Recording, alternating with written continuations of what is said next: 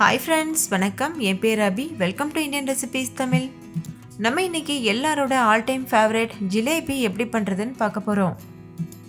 உள்ள நல்ல ஜூஸியாக, வெளியில் நல்லா கிறிஸ்பியாக, சுட சுட நம்ம வாங்கி சாப்பிட்ருப்போம். இது பிடிக்காதவங்களே இருக்க முடியாது, அவ்வளோ டேஸ்டியாக இருக்கும். நீங்களே பாருங்கள் எவ்வளோ ஜூஸியாக இருக்குது. நம்ம சேனலில் ஏற்கனவே 2-3 விதமான ஜிலேபி ரெசிபிஸ் அப்லோட் பண்ணியிருக்கேன். அதே மாதிரி ஜாங்கிரி ரெசிபியும் அப்லோட் பண்ணியிருக்கேன். அதோட லிங்க்ஸ் இந்த வீடியோக்கு கீழே இருக்க டிஸ்கிரிப்ஷன் பாக்ஸில் இருக்குது. இப்போ வாங்க நம்ம இந்த ஜிலேபி எப்படி பண்ணுறதுன்னு வீடியோக்குள்ளே போய் பார்க்கலாம்.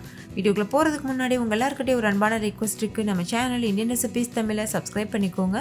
கூடவே இருக்க பெல்ஸ் மேலேயும் கிளிக் பண்ணிக்கோங்க. ஃபஸ்ட்டு இந்த ரெசிபி பண்ணுறதுக்கு ஒரு பேன் எடுத்துக்கோங்க. அதில் 1 கப் அளவு சர்க்கரை சேர்த்துக்கோங்க. இது 200 கிராம் அளவு சர்க்கரை இருக்கும்.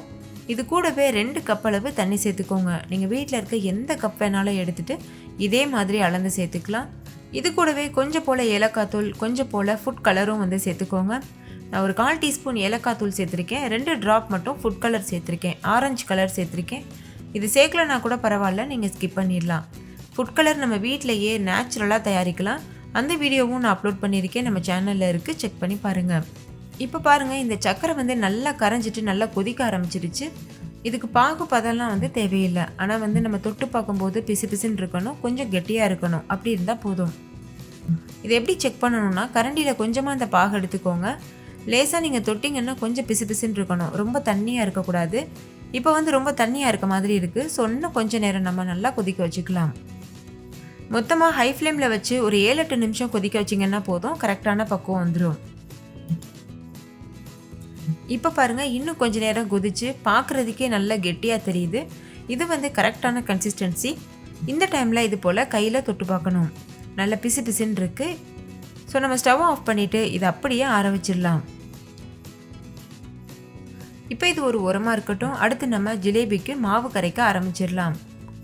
நம்ம இதை இன்ஸ்டண்ட்டான ஜிலேபியாக தான் ப்ரிப்பேர் பண்ண போகிறோம், ஊற வைக்க தேவையில்லை. ஒரு மிக்சிங் பவுல் எடுத்துக்கோங்க. அதில் 1 கப் அளவு மைதா சேர்த்துக்கோங்க. 1/4 டீஸ்பூன் அளவு பேக்கிங் சோடா, 1 டேபிள் ஸ்பூன் அளவு கடலை மாவு கம்பல்சரி சேர்க்கணும். கொஞ்சம் போல் புளிச்ச தயிர் சேர்த்துக்கோங்க. நான் மொத்தமாக 3 டேபிள் ஸ்பூன் அளவு புளிச்ச தயிர் சேர்த்துருக்கேன். தேவையான அளவு தண்ணி சேர்த்துட்டு நல்லா இதை மிக்ஸ் பண்ணிக்கோங்க. தண்ணி ஒரே நேரத்தில் ரொம்ப ஆட் பண்ணிடக்கூடாது, கொஞ்சம் கொஞ்சமாக சேர்த்து கரெக்டான கன்சிஸ்டன்சி வரது வரைக்கும் நல்லா மிக்ஸ் பண்ணிக்கோங்க. ஒரு விஸ்க் இல்லைன்னா ஸ்பூன் வச்சுட்டு நல்லா இதை கரைச்சிக்கோங்க, இல்லை கையில் கூட இதை கரைக்கலாம். பாருங்கள், இது கரெக்டான கன்சிஸ்டன்சி. ரொம்ப தண்ணியாக இருக்கக்கூடாது, அதே சமயம் ரொம்ப கெட்டியாக இருக்கக்கூடாது. மாவு ரொம்ப தண்ணியாக இருந்துச்சுன்னா நம்ம ஜிலேபி போடும்போது ரொம்ப தட்டையாக விழுகும். அதனால் கரெக்டான கன்சிஸ்டன்சியில் பண்ணணும். இப்போ கொஞ்சம் போல் ஆரஞ்சு ஃபுட் கலர் சேர்த்துருக்கேன். இது ஆப்ஷனல், இது சேர்க்கலனாலும் பரவாயில்ல. இப்போ இதை நல்லா மிக்ஸ் பண்ணிக்கோங்க. இதில் நம்ம பேக்கிங் சோடா சேர்த்துருக்கிறதுனால இப்போவே உடனே செய்யலாம். ஒருவேளை நீங்கள் பேக்கிங் சோடா சேர்க்கலைன்னா 8 மணி நேரம் ஊற வச்சுட்டு அதுக்கப்புறமா ப்ரிப்பேர் பண்ணலாம். நம்ம இதை இன்ஸ்டண்ட்டாக பண்ண போகிறோம், ஸோ உடனே புளிக்க வைக்கணும். அதுக்காக தான் நம்ம பேக்கிங் சோடா சேர்த்துருக்கோம். ஒருவேளை உங்ககிட்ட பேக்கிங் சோடா இல்லைன்னா நீங்கள் ஈனோ கூட சேர்க்கலாம்.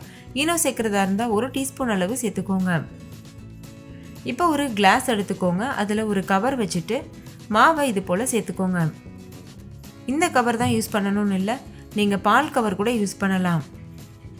அப்படி இல்லைன்னா நம்ம சாஸ் பாட்டில்லாம் இருக்கும்ல, டொமேட்டோ கெச்சப் பாட்டில், அதில் வச்சு கூட நம்ம யூஸ் பண்ணலாம்.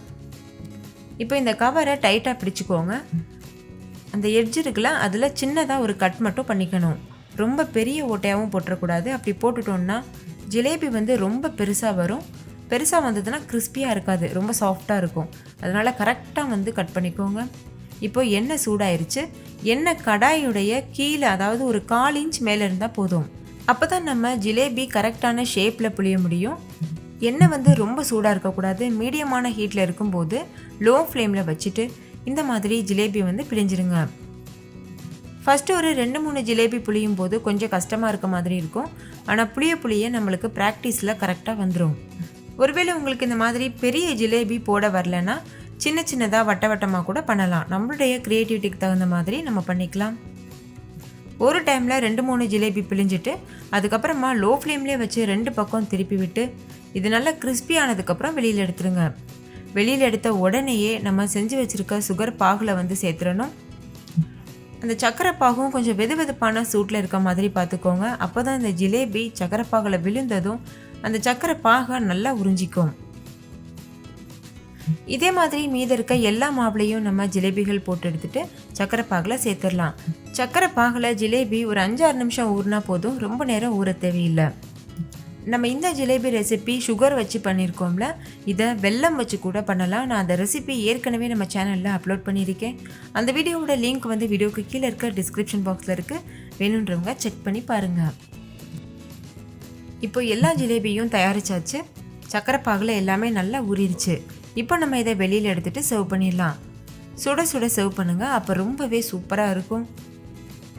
இதை நீங்கள் பிளெயினாக இந்த சக்கரை பாகோடையே சர்வ் பண்ணலாம், அப்படி இல்லைன்னா ரப்டி வச்சு கூட சர்வ் பண்ணலாம். நம்மளோட ஜூஸியான மொறுமொறுப்பான ஜிலேபிகள் சூப்பராக தயாராகிருச்சு. நீங்களே பாருங்கள் எவ்வளோ ஜூஸியாக இருக்குது. ஸோ ஃப்ரெண்ட்ஸ், இந்த ரெசிபியை கண்டிப்பாக வீட்டில் ட்ரை பண்ணி பாருங்கள். ட்ரை பண்ணிவிட்டு உங்கள் எக்ஸ்பீரியன்ஸை கமெண்ட்லேயும் கூட ஷேர் பண்ண மறந்துடாதீங்க. வீட்டில் இருக்க எல்லோரும் ரொம்ப என்ஜாய் பண்ணி சாப்பிடுவாங்க.